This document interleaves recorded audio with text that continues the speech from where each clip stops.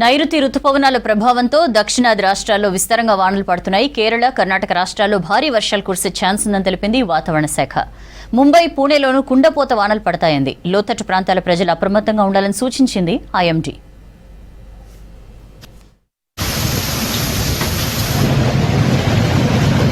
నైరుతి రుతుపవనాల ప్రభావంతో దేశవ్యాప్తంగా వర్షాలు కురుస్తున్నాయి. కేరళ, కర్ణాటక, మహారాష్ట్రలో విస్తారంగా వర్షాలు పడుతున్నాయి. కేరళలో మరో 2 రోజులు భారీ వర్షాలు కురుస్తాయని తెలిపింది వాతావరణ శాఖ. పతనంతిట్ట, ఇడుక్కి, కన్నూర్, కాసర్గఢ్కు రెడ్ అలర్ట్ జారీ చేసింది. అలాగే తిరువనంతపురం, కొల్లం, అలపుజ, ఎర్నాకుళం, మలప్పురం, వయనాడు జిల్లాలకు ఆరెంజ్ అలర్ట్ ఇచ్చింది ఐఎండీ.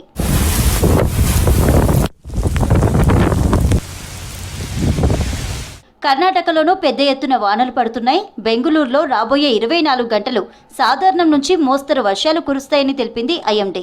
కొడుగు, చిక్కమంగళూరు, శివమొగ్గ, ఉడుపి, ఉత్తర కన్నడ, దక్షిణ కన్నడ జిల్లాలకు భారీ రెయిన్ అలర్ట్ జారీ చేసింది.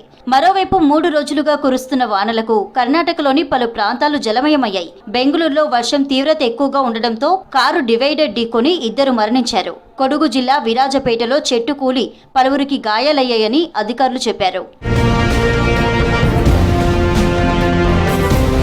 నైరుతి రుతుపవనాల ప్రభావంతో మహారాష్ట్రలో భారీ వర్షాలు పడుతున్నాయి. ముంబైలో కురుస్తున్న కుండపోత వానలకు నగరంలోని రోడ్లు, కాల్వలను తలపిస్తున్నాయి. రవాణా వ్యవస్థ స్తంభించిపోయింది. ముంబైకి మరో 2 రోజులు వర్షాలు కురిసే అవకాశం ఉందని తెలిపింది వాతావరణ శాఖ.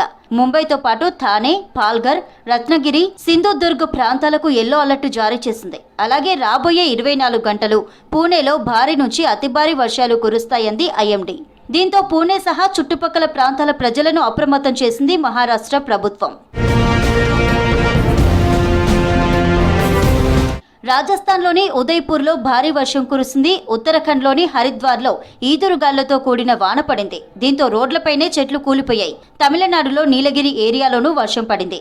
ఏపీ, ఒడిశా, ఛత్తీస్గఢ్, ఢిల్లీలోనూ వర్షాలు కురుస్తున్నాయి. రుతుపవనాలు వేగంగా విస్తరిస్తుండటంతో విస్తారంగా వానలు కురుస్తాయంది వాతావరణ శాఖ.